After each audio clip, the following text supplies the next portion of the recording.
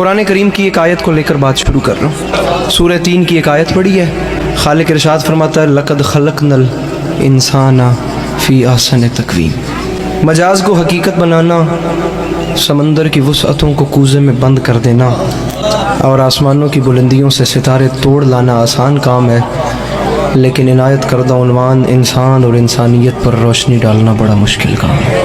انسان خداوند عالم کی تخلیق کا وہ عجیب و غریب شاہکار ہے جسے خلق فرما کر خالق انسان نے، خالق لم یزل نے اتنے فخر سے ارشاد فرمایا کہ اس کے فخر کا عالم یہ تھا، زمانہ سن لے، انا خلقنا الانسان، اس انسان کو میں نے نہیں، اسے ہم نے خلق فرمایا۔ پھر ہم نے اس انسان کو خلق فرما کر اس کے فانوس دماغ میں شمع عقل روشن کی اور پھر اختیارات کی قوت سے نوازا۔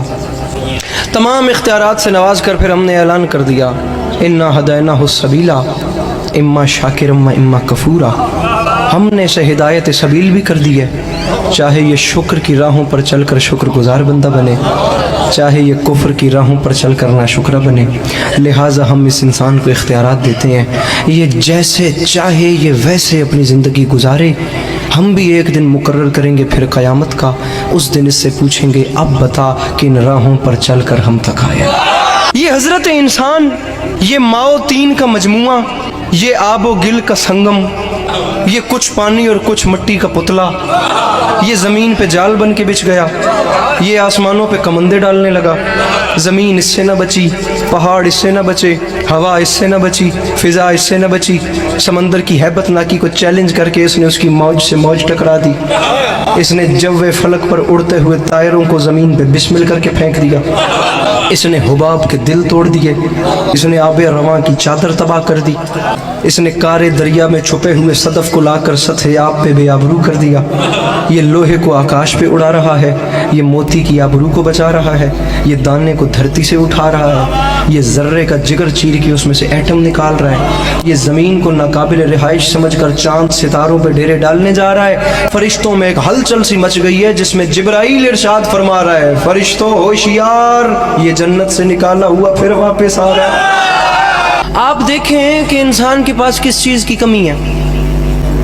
اس کے پاس کھانے کے لیے بے مثال خوراکیں ہیں، پہننے کے لیے نو بنو پوشاکیں ہیں، اس کے پاس بادہ گلفام بھی ہے اور جادہ آرام بھی، تمام تر چیزیں اس ترقی یافتہ انسان کے پاس ہیں، بس سچی خوشی اس کے پاس نہیں ہے۔ ہر چیز اس کے پاس ہے، لیکن آج کا ترقی یافتہ انسان چیخ اٹھتا ہے کہ بالآخر مجھے چین کیوں نہیں ملتا، مجھے سکون کیوں نہیں ملتا۔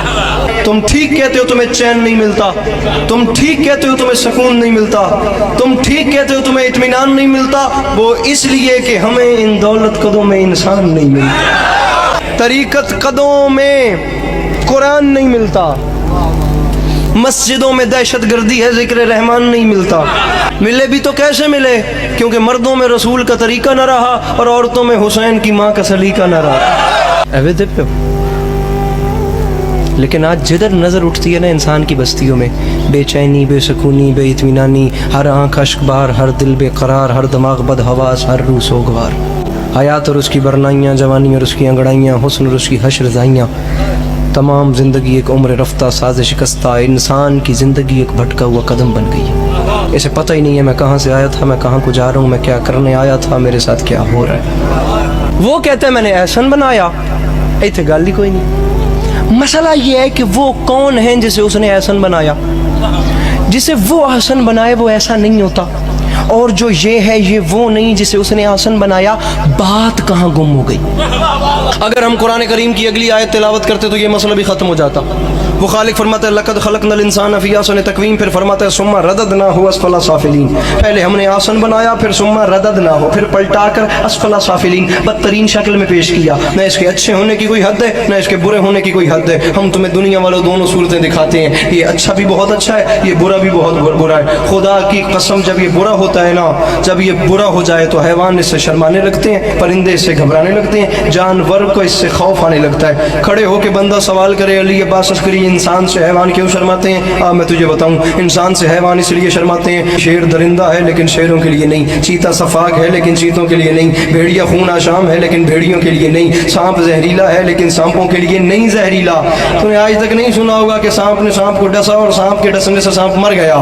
تمام دوسروں کے لیے زہریلے، خون آشام، اور خدا کی قسم یہ اس قسم کے وحشی ہیں، لیکن انسان جب اسفل السافلین اور بری منزل پہ آتا ہے تو اپنے ہی بھائی کا لہو پیتا ہے، یہ اپنے ہی بنی نو کی ہڈیاں چباتا ہے، یہ اپنے ہی گھر میں بیٹی جیسی رحمت کو زندہ دفن کر دیتا ہے۔ جب یہ برا ہو جائے تو اس کے برے ہونے کی کوئی حد نہیں، لیکن پھر خدا کی قسم تاریخ کہتی ہے جب یہ اچھا ہوتا ہے نا تو کبھی شہ سوار برق رفتار ہوتا ہے، کبھی انجم شکار ہوتا ہے، کبھی تہذیب کا دیوتا ہوتا ہے، کبھی ارتقاء کا پروردگار ہوتا ہے۔ بلند ہوتے ہوتے اتنا بلند ہو جاتا ہے یہ حضرت انسان کہ وہاں سے آگے وہ منزل آ جاتی ہے اس انسان کی بلندی کی کہ جہاں سے آگے جبرائیل کے پر جلے وہاں سے آگے اس کی نالین جاتی ہے، جہاں سے آگے جبرائیل کے پر جلے وہاں سے آگے اس کی نالین جاتی ہے۔